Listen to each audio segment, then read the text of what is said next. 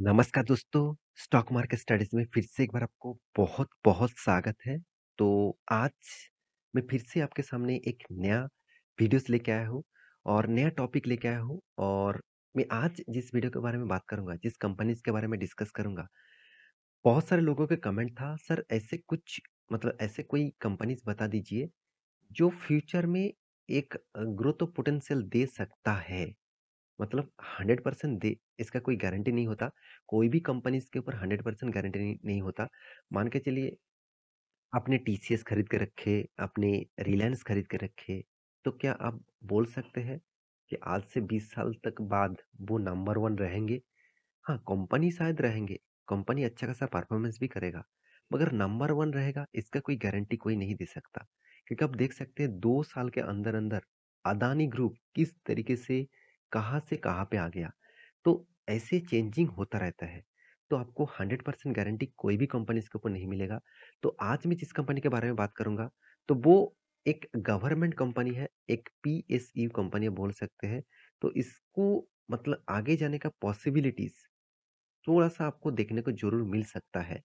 क्योंकि कंपनी का जो स्ट्रेंथ है, वो उसी के बारे में आज डिस्कशन करूँगा, तो वीडियो को पूरा ध्यान से देखिएगा और अभी तक आपने इस चैनल को सब्सक्राइब नहीं किया, तो ज़रूर सब्सक्राइब कर लेना क्योंकि आपके प्यार के बिना, सपोर्ट के बिना कुछ भी संभव नहीं है। साथ ही साथ आप टेलीग्राम को भी जॉइन कर सकते हैं, डेली बेसिस इंट्राडे में काम करके पैसा कमाना चाहते हैं तो। तो चलो देख लेते हैं आज के इस स्टॉक के बारे में। तो सबसे पहले बात कंपनी कौन-सा है? कंपनी का नाम है एनबीसीसी जो एक पीएसी कंपनी है, एक गवर्नमेंट कंपनी है। कंपनी का बि इंडस्ट्रीज़ कौन-सा है? बिज़नेस कौन-सा है? कंपनी का काम है कंस्ट्रक्शन एंड रियल्टी इंडस्ट्रीज़ में। तो कंस्ट्रक्शन एंड रियल्टी इंडस्ट्री में आप सभी जानते हैं इसका जितने सारे कॉम्पिटिटर्स हैं, उनमें से नंबर 1 कौन है? डीएलएफ है। ऑब्वियसली प्राइवेट कंपनी है। गोदरेज प्रॉपर्टीज़ सेकंड पोज़ीशन में है। ओबेरॉय होटल्स मतलब ओबेरॉय रियल्टीज़ साथ ही साथ आप देखें फोनिक्स मिल्स, साथ ही साथ और भी बहुत सारे कंपनीज़ हैं। उसके बाद देखिए 8 नंबर रैंकिंग में जो आते हैं एनबीसीसी, वो टोटली एक गवर्नमेंट कंपनी है।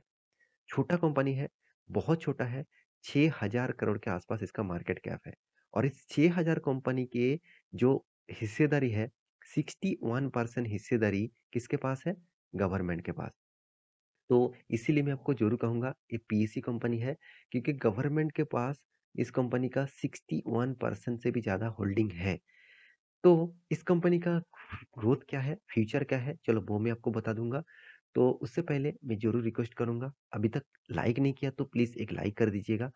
तो कंपनी के सबसे पहले एक बार आपको वेबसाइट विज़िट करा के देता हूँ। देखिए वेबसाइट से आपको पता चलेगा कि कंपनी कौन-सा प्रोजेक्ट के ऊपर काम कर रहा है। देखिए जितने सारे गवर्नमेंट्स प्रोजेक्ट होते हैं, जितने सारे गवर्नमेंट ऑडिटोरियम हॉल है, जितने सारे म्यूज़ियम है, तो इस तरीके से प्रोजेक्ट के लिए जितने सारे स्टैच्यूज़ हैं, इस तरीके से प्रोजेक्ट के लिए ज़्यादा से ज़्यादा देखा जाए तो एनबीसीसी को प्रोजेक्ट मिलता है।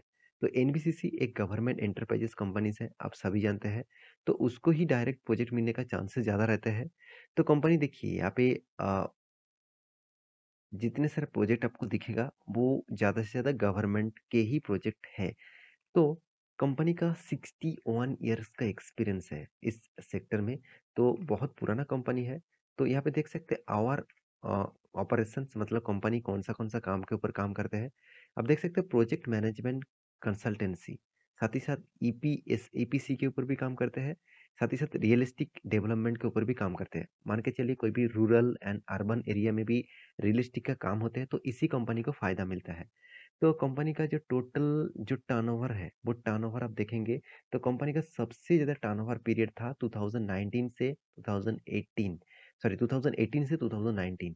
उसके बाद देखिए टर्नओवर थोड़ा-सा डाउनफॉल में गया क्योंकि आप सभी जानते हैं कोविड के सिचुएशन में इसका हालत थोड़ा-सा वीकनेस देखने को मिला। तो अभी इस कंपनी का कितना स्ट्रेंथ है, जो कंपनी को फ्यूचर में अच्छा खासा ग्रोथ दे सकता है, तो चलो वो आपको दिखा देता हूँ। तो सबसे पहले पॉइंट्स मैं आपके साथ शेयर करूँगा वो है कंपनी का क्वार्टरली रिजल्ट। तो इस बार कंपनी ने किस तरीके से क्वार्टरली रिजल्ट किया वो दिखा दूँ तो कंपनी देखिए बहुत शानदार रिजल्ट किया। जो कंपनी लॉसेस में था, आज वो कंपनी प्रॉफ़िट किया और वो भी तगड़ा प्रॉफ़िट। 5 करोड़ के लॉसेस में था, उनमें से कंपनी प्रॉफ़िट को जनरेट किया 98 करोड़ के आसपास।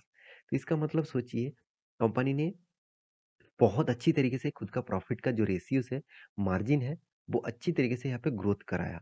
अभी देखना है कंपनी का टोटली क्या सेल्स का ग्रोथ हुआ? ऑब्वियसली सेल्स का भी ग्रोथ हुआ पिछले क्वार्टर की तुलना से, पिछले सालों की तुलना से।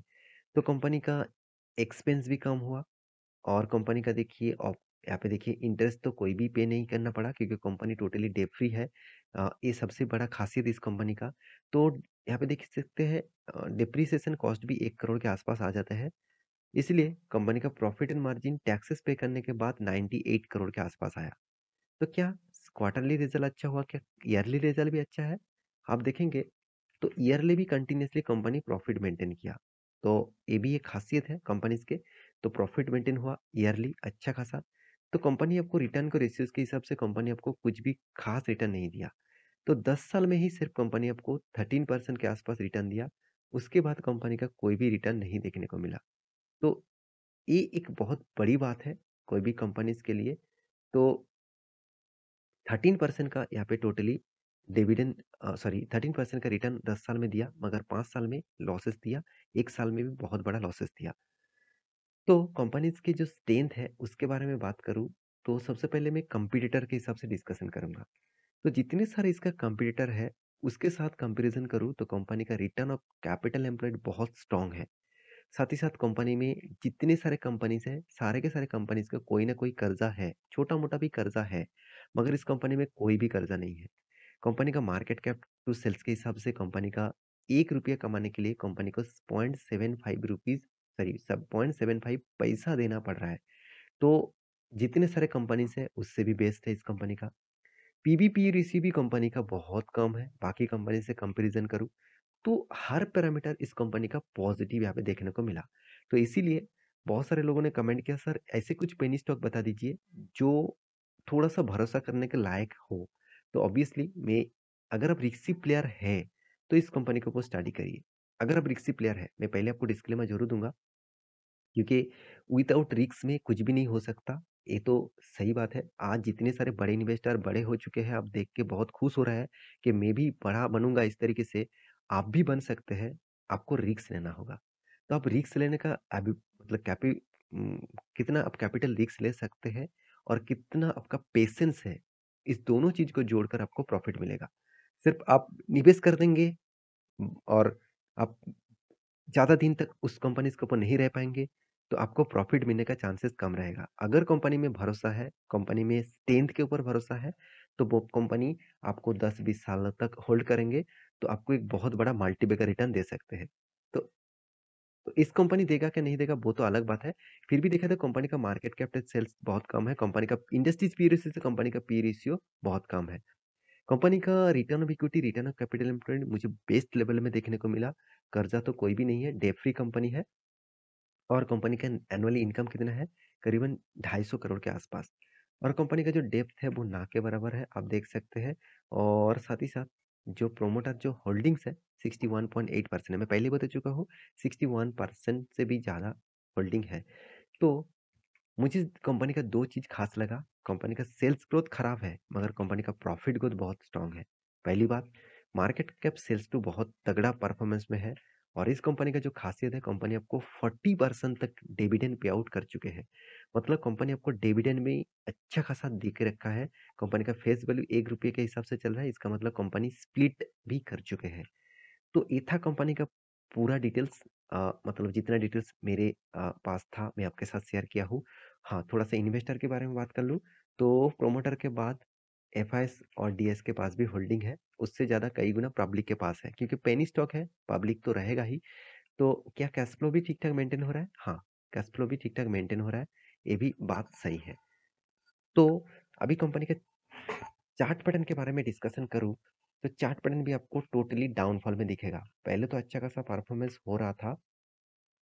कंपनी का स्टार्टिंग पीरियड में कंपनी का एडजस्टमेंट प्राइस ₹4 के आसपास है और हाई किए थे करीबन-करीबन आप देखेंगे तो इसका हाई था 100 करीबन ₹40-45 के आसपास। उसके बाद स्टॉक में फिर से गिरावट हुआ और अभी कंपनी ₹35 के आसपास चल रहा है। तो बहुत ज़्यादा रिस्की कंपनी है। आप एक बार रिसर्च करना, उसके बाद कुछ भी डिसीज़न लेना क्योंकि इस वीडियो टोटली एजुकेशन पर्पज़ में था, बाय एंड सेल का रिकमेंडेशन नहीं था।